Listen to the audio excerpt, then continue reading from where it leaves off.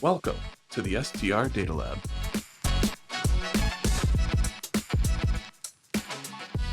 Hello and welcome to the SDR Data Lab. I'm Jamie Lane, Chief Economist at ODNA, and I'm joined here today by a really special guest.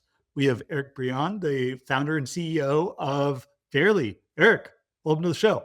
Thank you. It's good to be here. I'm a regular listener, so Well, that's exciting to hear. So, for those of listeners who don't know who you are, maybe we could just start with a little bit of background because you've had maybe a storied career already in the short-term rental space, and are now sort of launching a new venture or launched it late last year that maybe people haven't heard about yet.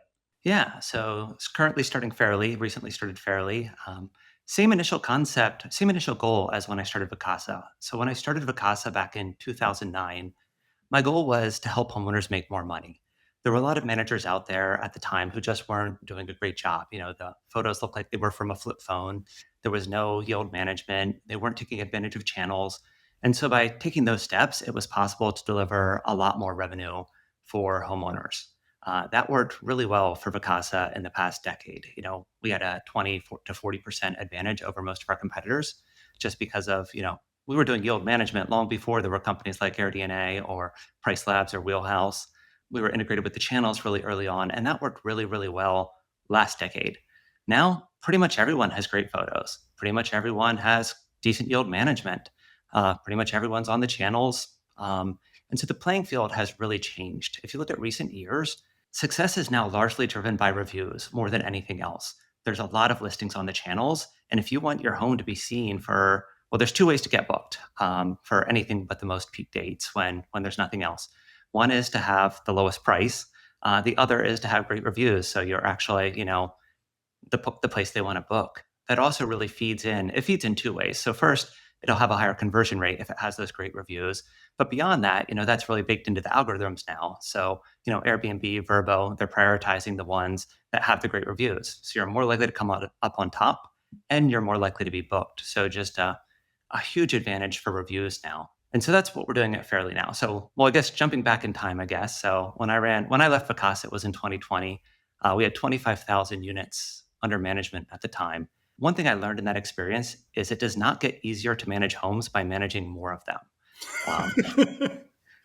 There's no efficiencies of scale in managing homes. It's the opposite. It's diseconomies of scale. It gets harder and harder and harder the more you grow, just because you're adding people. When you add people, you need to add management and layers and more benefits and just more overhead. You end up with 3 or 4 people touching every single issue, which isn't a great experience. They call a call center. It goes to a local manager. It goes to a GM. People get bounced around. That's not just expensive. It's also not a good experience for the guest because they have trouble. They want to talk to somebody who knows their issue and can resolve it and is local. And so that's really what we're building at Fairly now. It's how can we take all the best parts of a scale management company in terms of automating all the back office, the accounting, distribution on the channels, door locks, that sort of stuff, guest messaging, unified inbox, all the stuff, and really making it easy for our independent caretakers in the field to just do an incredible job for guests. So that's the approach. How can we do everything we can automate centrally and then have a hyper-local small teams focused on that actual guest care to deliver that exceptional experience?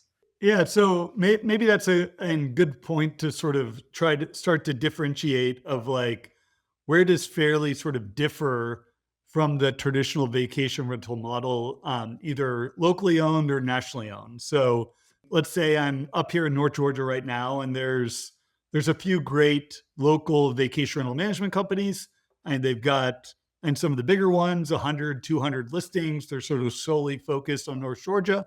But then also, and Vacasa has a big presence, iTrips has a big presence. There's some national names that and manage significant sort of listings. So how would sort of, if I was going to hire Fairly to manage my property, how would that differ from some of the traditional vacation rental managers? Yeah, if you look at the data, as most of your listeners clearly do, there's a choice when you're choosing who to manage your home. You could go with a small manager, somebody who just manages a few homes, and they do a great job when it comes to guest experience. But at the same time, the average revenue for those managers per home is far lower. They're not as sophisticated in terms of multi-channel distribution, yield management, all the other things that help, the big managers, marketing, that really drive those incremental bookings. So you could go that direction, get the great reviews, the attentive service, but you lose some of the big company benefits. Or you go with a big company and then you get those advantages on the revenue generation side that bigger companies do generally outperform on revenue, but they generally keep a pretty high percentage of that in terms of fees. And they don't do that great a job on reviews, which is becoming increasingly important. So fairly, it's how can we really combine the best of those two worlds? How can we capture that hyper local care of that person that's only caring for maybe 5 homes in their local community that lives 2 miles down the road? And how can we pair that with a world class tech stack? And that's what we've done here. So it's so we have independent caretakers in each of our local markets. We also, kind of on a tangent, we also give our homeowners a lot of visibility and empowerment. So we've had the opportunity to build our platform from the ground up. We have a world class engineering team, and we've been in the unique position where we've all built this sort of stuff before, and yet we're starting from a completely blank slate. So normally companies either have a ton of experience, but a ton of tech debt, and so they can't do the cool new stuff, or they don't really know what they're doing and they're just figuring it out. We're really the best of both worlds, where we have a lot of deep sector experience, but we built our platform blank slate from the ground up. And so it's really let us design it how we think it should be designed. So as aspects of that, we give homeowners, they don't need to do anything, but if they want to go in and see all the messages with their guests, they can see that. If they want to choose a different rate strategy, they can do that. We just really put it all at their fingertips because, sometimes they do want control, and that we want to empower that when they do. So that was one of my sort of key questions coming in and whether you were sort of building your own tech or whether you were leveraging sort of existing tech that's out there. Because it does feel like a lot of property managers have sort of taken the road of, you know what, there's a lot of great tech providers out there, whether it's and getting Guesty or Hostway or Uplisting to be your PMS, getting Price Labs, Wheelhouse, Beyond to run your revenue management, getting Beyond or Breezeway, Turno to run sort of an operations management. Like there's all this tech out there. Why build yourself versus partner with and some of these great companies out there? I think at the heart, because I'm very picky and I knew exactly what I wanted, I tried to piece it together with off the shelf stuff initially for my own properties. That's how I got into it after my departure from Vacasa. It was time after a few years to switch the management there. Looked at all the stuff that was off the shelf, tried to piece stuff together. There was still a ton of manual work, like the lack of automation with accounting, with stuff like that. It wasn't there. Plus, what I really wanted to empower in terms of communications and just simplicity in the field and really just making that as easy as possible. So we looked at doing that. We decided to build instead. That's not something I'd recommend for many people. We'll spend close to $10 million on engineering this year. So if you think you're going to save money actually, that's a story back to my Vacasa days. The reason we left Escapia is because I figured by building our own software, we could save money because I forget we were paying like $12 a month per property or something. Uh, in hindsight, that was not a money saving decision. It did Yeah. bring a lot of flexibility through the years, but it's not a cheaper approach. But if you want to do something differently, and what we're doing, I think, is distinctly different, especially with our caretaker role, where that's a role that most other software hasn't really been designed around, where we really decouple those local care activities from all the other complexity of managing a vacation rental.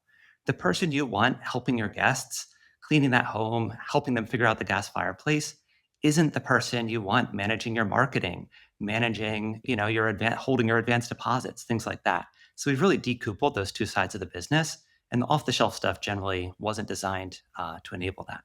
Yeah. So, and when I think back or think about the traditional management company, and they're going to have the cleaning staff, they're going to have maintenance, they're going to have revenue management, they're going to have call center, like all that's going to be essentially on your P&L, right? Like they're going to be property management employees. And what it sounds like is there's going to be some aspect that is going to be sort of fairly employees, but others are going to be sort of more local, maybe providing service, but not directly and working for fairly. Is that right? Exactly. Yeah. Our local caretakers. So as a homeowner, they have choice which of our caretakers they choose. It's kind of a gig economy model. I hate those words because then the bad connotations. But I think ours is better. So our caretakers. So if an owner's coming on, they can choose between any of our local caretakers. They can pick the caretaker that's the right fit for them. The caretaker gets a cut of our fee, plus the caretaker sets the cleaning fee for which they'd clean the home. And so, the goal there is to match everyone with the perfect caretaker for their property, really small portfolios. And then that caretaker really is the primary point of contact for all aspects of the home.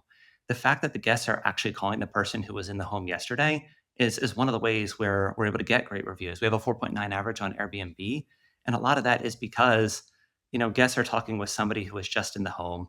And then our system makes all the aspects of it really easy. So as soon as they check that the home is clean, our system automatically updates the door locks. It automatically pre-creates a text that our caretakers can then edit, welcoming at them for early check-in. It's just little things like that where how can we really help empower that local hospitality without getting in the way there? Yeah.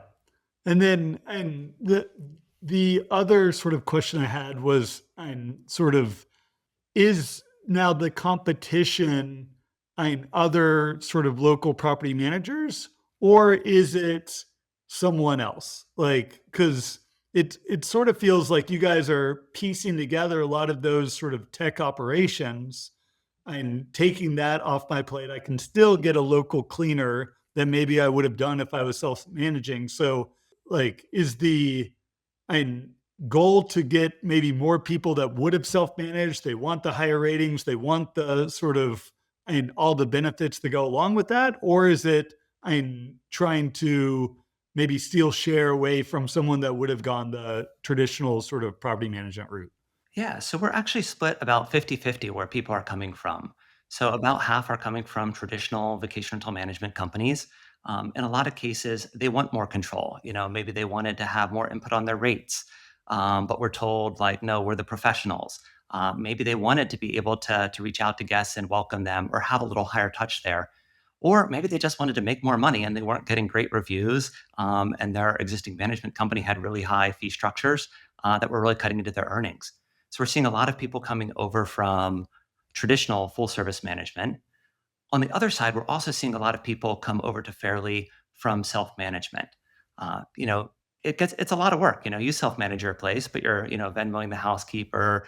And you've probably set up better systems than most with regard to automating all the things that need to happen. But there's still a lot that goes into it. You really need that trusted local party, um, and it's hard to do it. A lot like it's hard to do all the different aspects to do an incredible job, ranging from yield management to multi-channel, to really doing a good job on all the communications that you should be doing around your caretakers. There's people out there who can piece that together through a bunch of different tools, but it's a heavy lift and it's still a lot of work.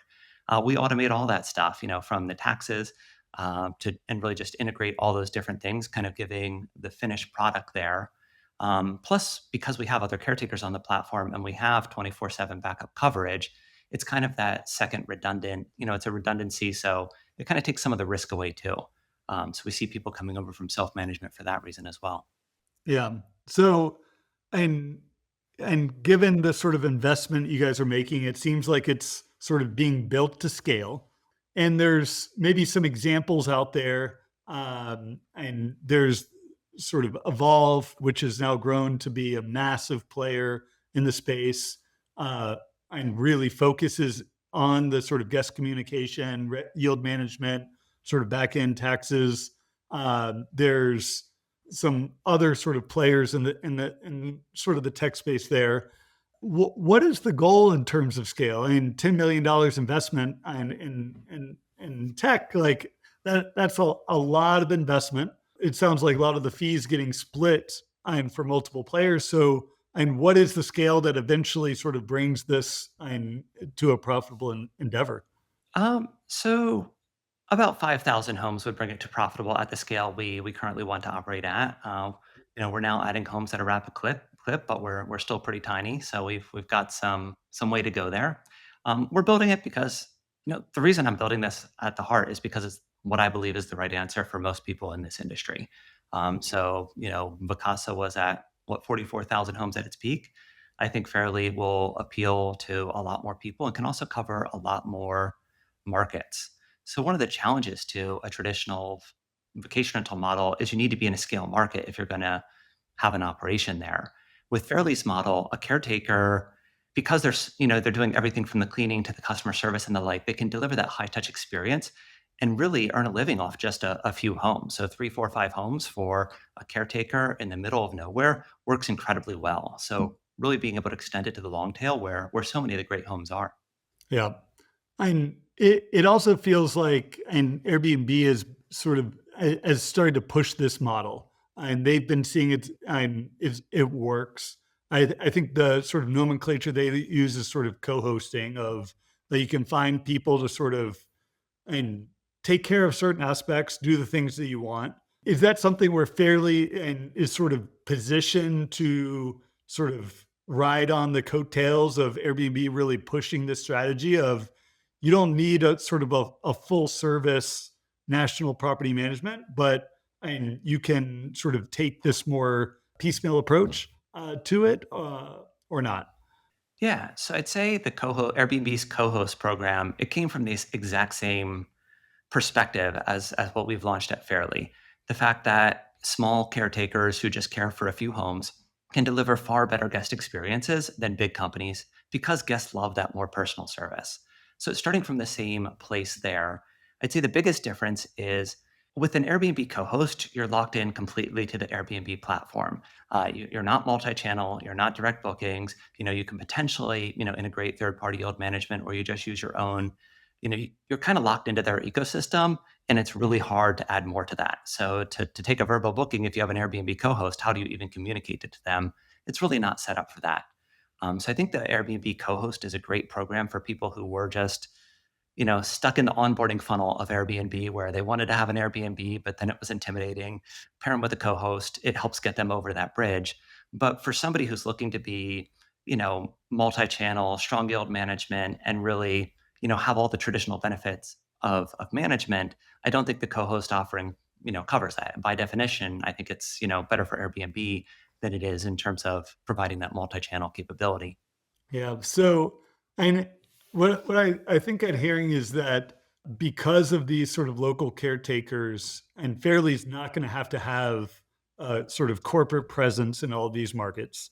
Is that something where you guys are going to be able to be sort of global from the beginning, or and is that where you'd maybe keep a US focus? Yeah, so we are very tied to our US focused in the short term. As part of our offering, we have a lot of integrated banking where we're not actually holding the advanced deposits. They're being held on the customer's behalf. So we're really structured like a fintech in many ways. And so that makes it, I think it is the right model. Like if you look at Airbnb, they're licensed as a money transmitter. So more like the approach that Airbnb has taken there. The downside is it makes it hard to jump into new countries. I am really excited about Fairly's model. When you think about some other markets, like imagine, I like kiteboarding is one of my hobbies. And so I like to go down to this small town, La Ventana in Baja. And there are incredible people at caring for homes there. Would I trust them with 100K in advance deposits on my beachfront home? Not that I own one, but I'd love one there. I'd be really hesitant to trust them with that. Would I trust them with the yield management, with the marketing in this sleepy town? No, I don't think the companies do a great job on any of those fronts. So when you look at Fairly's ability to decouple, that hyperlocal care where you have that on-site manager that lives in the casita, pairing that with, world-class yield management, channel distribution, automated accounting and banking and all those things, I think it's a really powerful offering, but it'll be a while till we're ready for those international markets. Yeah.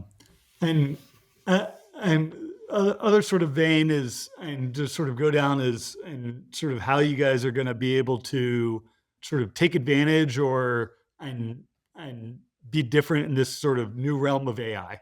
And it's something that I keep looking for some of the other tech players to sort of make advancements here. And you'd think that it could in many ways sort of improve many aspects of sort of running a vacation rental management business, of running a short-term rental investment business. Is that something and you think is going to materially change and how Fairly operates, or and is it and we're going to see some back office improvements here. We're going to see some AI messaging there, but it's, and ultimately like not going to be a big impact on our industry. Well, first, I'd say there's a ton that can just be done through an algorithmic approach where, when the home is clean, welcome the guest early. There's some simple basics there that don't require AI. It's like yesterday I was working on a contract. I was using AI to help me. And it was really helpful in some ways, but I was still struggling in Word to get it to go. It went from like 21 to point 23. And so adding 22 to the contract was far more work, eliminating the deleted 22. There's still these huge gaps in how things operate. So I think in the short term, a lot of it's just about really getting everything dialed from that algorithmic perspective. So stuff happens when it should happen. Beyond that, I am very excited about AI and the pairing for Fairly because we have, AI is never going to know everything about your property. Our caretakers do. They know those properties so incredibly well. So as we add more of an AI communication layer to, well, first, it's not much of a communication burden when you're only caring for 5 homes, but we can reduce it even further, helping improve their communications even further. But if there's ever any piece of data that our system doesn't know, we have those local people who are intimately familiar tied into the care of the home. So I really think that's going to be a strong complement over time. Yeah. What about on the yield management side? It does feel like that and has benefited in the past from being controlled locally, of having a sense of the market, the demand. Like, do you feel like that has to have that local approach, or whether it's going to be able to be done and sort of in a centralized way? I think increasingly centralized. I mean, there's so many indicators that tell you if the pricing is right. Is the booking velocity what it should be for a home of that type? If the velocity is too, just the relative velocity of different periods and different units, it tells you if your pricing strategy is right, and it's not that hard to self-correct. We do very much look to our local team and a high touch as we bring new homes on, because AI is not great at realizing that this home's next to the railroad tracks and that one is not. So really figuring out what the true comps are and what the true level of a home is initially, the systems aren't quite there. But from our perspective, once homes are up and running, the price, the yield management really learns, it adjusts based on the velocity, and it gets really dialed really quickly. And I don't really think you need oversight beyond that. There's dials you can control. Do you want to gamble on this winter being a good ski season or not? Do you want to get stuff locked in or not? From our perspective, we'd rather put that decision in the hands of the homeowner. Some might want to gamble for high dollars. Some might be more comfortable getting it booked out. And so our yield management system just gives a lot of flexibility on that front for people to choose whether they want to be more aggressive on rates, less aggressive on rates, or they can go in and say this Tuesday is $422. But for the most part, they just kind of steer it in the direction, give it a gentle nudge in the direction where they want to go for their home. I'm always interested in talking with other hosts, like their comfort in terms of yield management. Eric, are you a aggressive pricer or a not aggressive one for your own properties? I am both. So I have a home in Central Oregon that we use personally some. There, I'm a pretty aggressive pricer. If somebody doesn't book it, we'll happily go use it as a family. And so I want to hold for a high price. I have other properties that are a pure investment. So there it's, hey, let's get it in at what, let's rent it at whatever price it will rent at. The homes of a category of construction, think LVP floors where it's going to wear really well. If we can fill that Tuesday, let's fill that Tuesday. Let's get somebody in there. We're going to get a 5-star review. We're going to get more momentum on the channels. And so that's, again, why we've developed our platform the way we have, to really give that choice to the homeowner. Do they want to be aggressive and get every last potential booking? Or would they rather hold rates high and, preserve availability for themselves and for family members and friends? Yeah. And the other aspect of, and hearing you talk on sort of property management, is that sort of initial sort of onboarding and launching of a listing. So I'm like, you buy a house, like the design, the amenities, and everything you're doing to launch that property so that it's going to start generating 5-star reviews, like that's not necessarily intuitive for most people. With how we've been seeing competition evolve, and properties are getting more and more amenitized, and if you're not getting professional design, like maybe you're sort of initially at a loss. and there's more and more regulations across different markets. So, how do you guys sort of tackle that aspect of sort of launching a property for the first time? Yeah. So we've recently built out a team of, I think we have 59 market managers now. So people distributed throughout the US in most of the core markets. We have someone local who has a ton of industry expertise, who knows how to set up a home for success and can really, deliver a white glove experience to homeowners that are coming over to Fairly. So that's the way we've solved for that. We're also building out relationships with real estate agents that are knowledgeable about the space. There's definitely some incredible agents out there who know what the good rentals are, who know how to make them even better, and they're already working with those buyers who are looking to get started with a home as an investment or as a mixed personal use investment. And so partnering with those real estate agents is a big part of our future focus as well. Yeah, and so are they? You said those are local people. So those are, is that similar to the caretaker of they're not necessarily Fairly employees, but they're local people that you're going to work with? Are they going to get sort of an ongoing sort of share of revenue and work with you continually, or is it just that initial setup process? Yeah, exactly. They can join us as an ongoing advisor for the property, helping to bring that different perspective, more of a investment perspective, to helping the homeowner as opposed to the day-to-day operation. Again, really splitting out the care of the home from the other aspects and thinking about how to really optimize it. There's some people who can do both aspects well. In most cases, they're good at one or the other. Either they want to be focused on, hey, how can we help this home generate more revenue? Or they want to be focused on, hey, let's keep this home clean, let's get those 5-star reviews, let's keep these guests happy. And so really being able to have both partners associated with every home bringing those different perspectives has worked really well. So part of that is through our market team of market managers, but then also through our independent advisors who are generally, just the highly knowledgeable real estate agents about STRs. Yeah. And you guys might not be at this point yet, but many conversations I have with and sort of scaling property managers is a lot of times finding new listings can be the easy part, but knowing how to sort of pare down their existing customers can be a hard one. And you've sort of talked about the importance of reviews. We've seen Airbnb and Verbo become more and more sort of discerning around what properties they continue to allow to list on their platforms.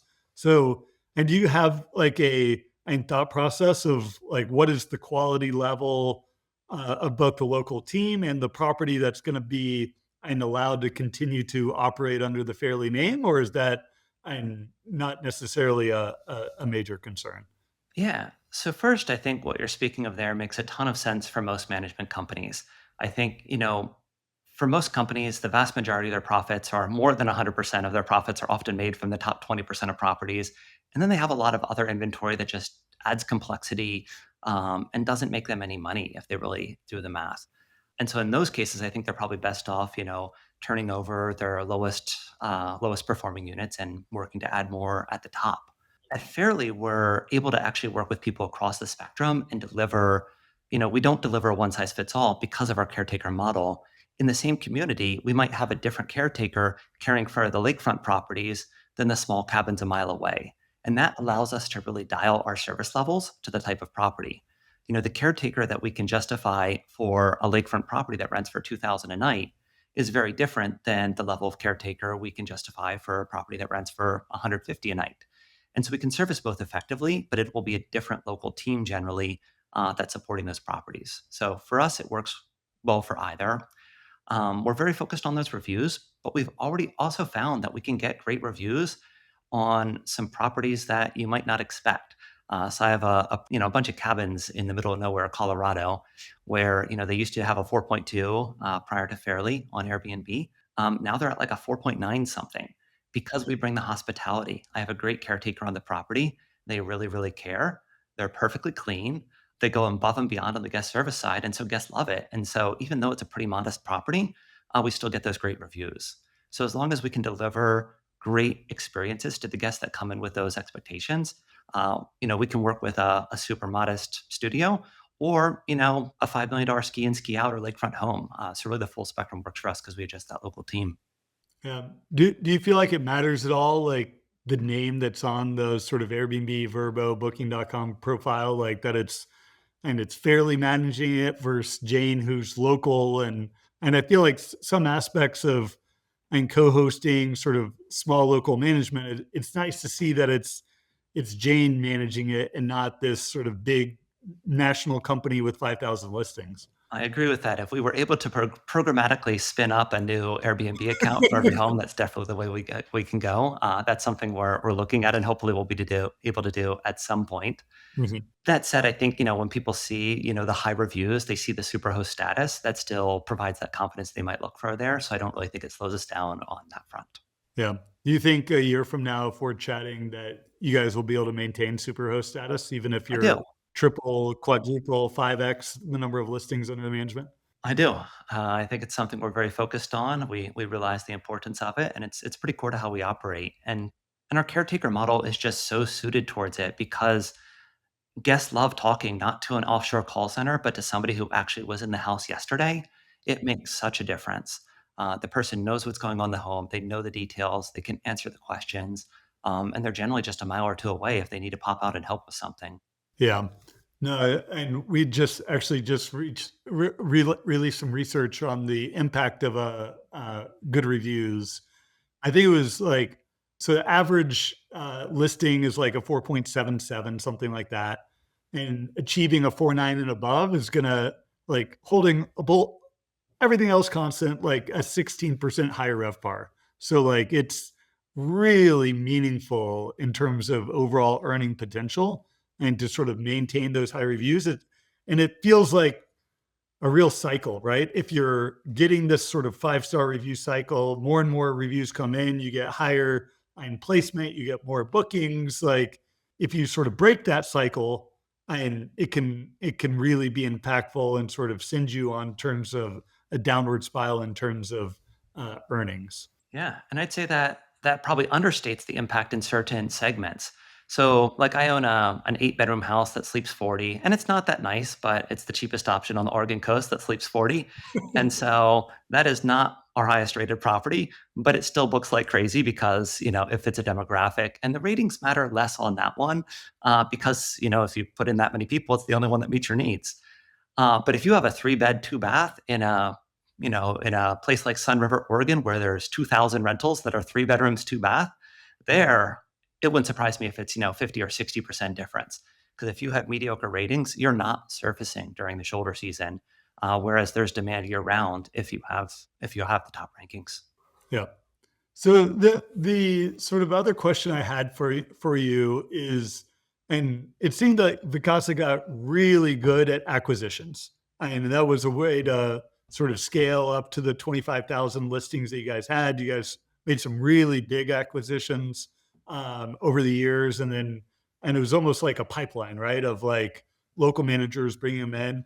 Uh, and do you imagine that Fairly is going to have like it's going to be an organic growth sort of trajectory, or do you imagine that you may do acquisitions in the future? First, I'd remind people that Vacasa's early growth was all organic. Yeah. Initially, we kind of stumbled into acquisitive growth by somebody who, due to a health issue in the family, needed to quickly exit the space, and that's how we went down the acquisitions growth. And early on, when we started doing them, it was really just for new market expansion.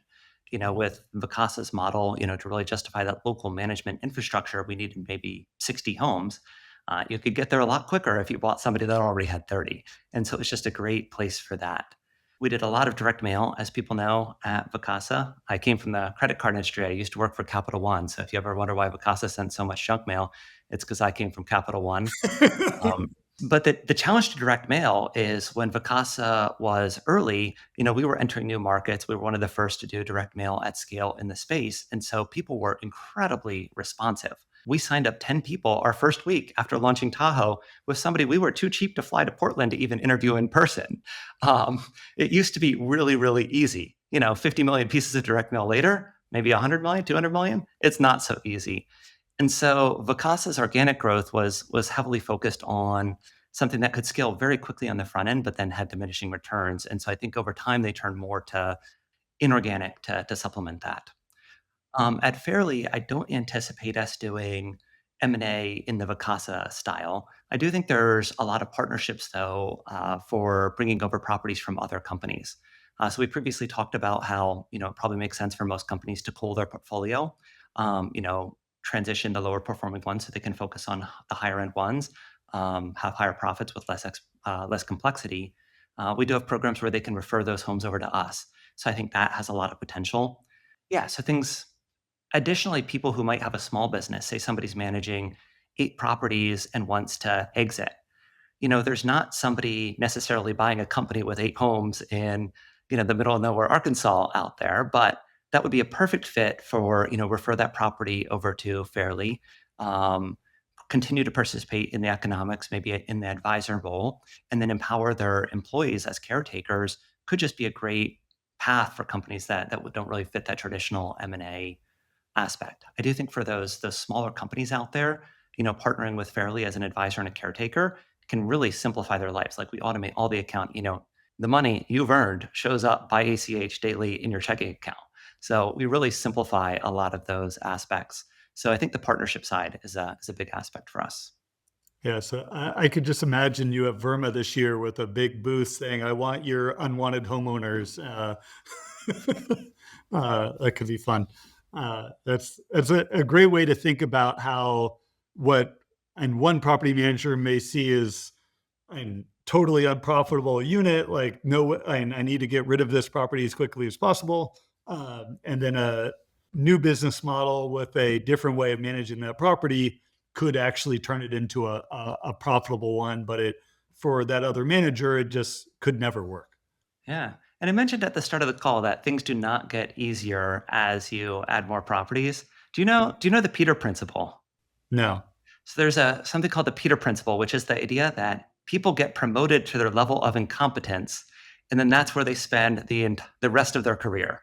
Um, I think there's a corollary for the vacation rental space where companies grow to their level of incompetence, and then they begin like this slow but inevitable decline as the operational complexity outweighs their prior advantage.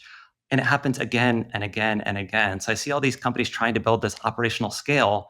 I don't think it works. Where is this example where a company got really big and then continued to be a thriving long-term success, kicking off meaningful profitability for years? Like it hasn't happened. Resort Quest, more recent. I think a lot of people chase that model, whereas I don't think that model is meant to be in this space. I think operations do not scale well in this segment, and that's why we've tried to figure out, how can we take all the load off our local partners that we can, but really focus on those hyper local, small scale portfolios to really deliver that exceptional experience. We're not looking for caretakers that want to get to 100 to 200 homes.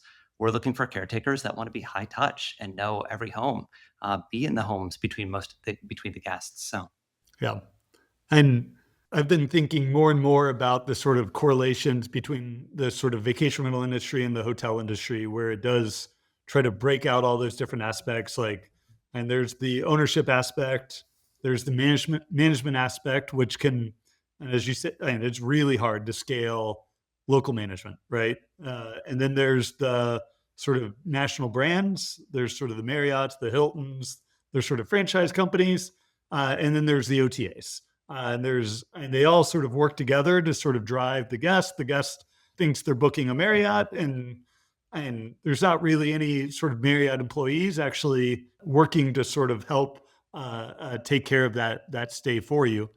Do you think that's relevant for vacation rental managers? Do you think there's going to be a sort of management layer that just happens? Maybe it sort of sits local, like and hyper local, maybe with Fairly, or maybe more nationally local or more city local, or is that and just doesn't work because of the stranglehold that the OTAs have on vacation rentals today? yeah. So first, I think hotels are a very different business. It's very much a financial buyer that Marriott can very much tell them what to do. Hey, here's the new bathroom updates you're making. Vacation rental owners, they're individual. They have their own personal preferences. They want the home designed, in most cases, for their use along with the use of their guests. And I think that adds a lot of value. People like having all of the variety in there. I think the homeowner brings a lot in the vacation rental space, a lot of, the personality the individual judgment as to how they want their house to stand out. Beyond that, I'm not a big believer in flags overall. Flags, I think in many cases have just become, flags made a ton of sense back before we had reviews. Oh, this hotel company, they have a decent brand and an 800 number. That makes it easy. Now, I don't go to hotels because of flags. I look at the local reviews for wherever I'm going, and I'll look at, what are the reviews for this property on its own. I care very little about the brand. Most of the strength of the brands now is just their loyalty programs. And I don't think loyalty programs are relevant to our sector anyway, because people are spending their own money. When people are spending their employer's money, they're really focused on loyalty programs. When they're spending their own money, you know, it's all about the guest experience. That's what matters. That's what's going to keep them coming back. That's what's going to get them to book with you. And so I don't really think there's merit to a scale brand. I think, I do think like when people go live with Fairly, they benefit from our superhost status. And, that does help them as they get started in the very, very short term. But beyond that, I think it's really the individual properties that stand out.